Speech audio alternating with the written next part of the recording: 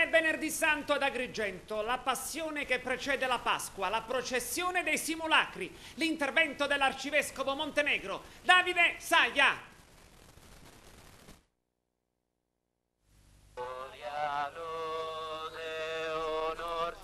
Entrano nel vivo i riti religiosi della Settimana Santa. Oggi, venerdì santo, giorno di preghiera e penitenza commemorando le ore della Passione di Cristo. Anche ad Agrigento, come ogni anno, tanti fedeli accorsi alla processione del mattino.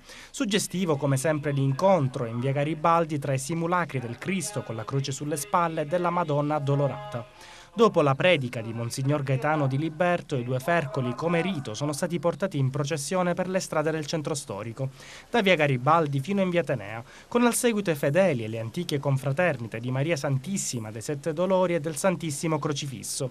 È proprio un confratello di Maria ci spiega il significato del rito della Passione. È giusto che bisogna rispettare il Venerdì Santo perché deve essere un simbolo per tutti, per tutto il mondo il Venerdì Santo, che purtroppo molti di questi giovani non stanno più percependo il messaggio di Dio.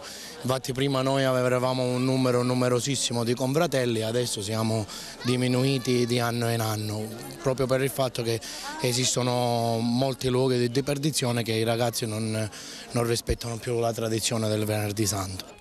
La Via Crucis è stato anche momento di meditazione e preghiera da parte dei fedeli, che in un periodo molto difficile di crisi economica e sociale sono stati invitati dal rettore del santuario dell'addolorata Don Gaetano di Liberto a non cedere al peccato e cercare nella conversione e nella fede il vero significato della Pasqua. È la chiamata a conversione, la chiamata a prendere atto che Dio è presente nella storia, nella vita, che Dio si è fatto uomo come noi per fare diventare noi come Lui, veri figli Suoi e eredi della vita eterna.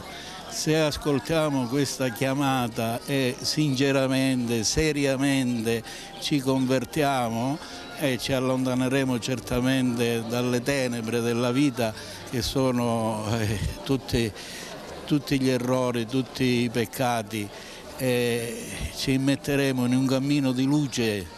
Questo è il senso della Pasqua, passaggio.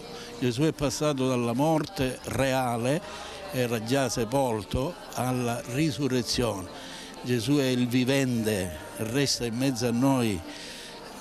Noi siamo chiamati a passare dalla morte del peccato, dell'egoismo, dell'ingiustizia, di tutte le cose che sono poi la causa della sofferenza, dell'infelicità dell'umanità, a vita nuova, che è la vita dell'amore. Dio è amore e se noi ci convertiamo a Lui, ci convertiamo all'amore e solo l'amore potrà salvare il mondo.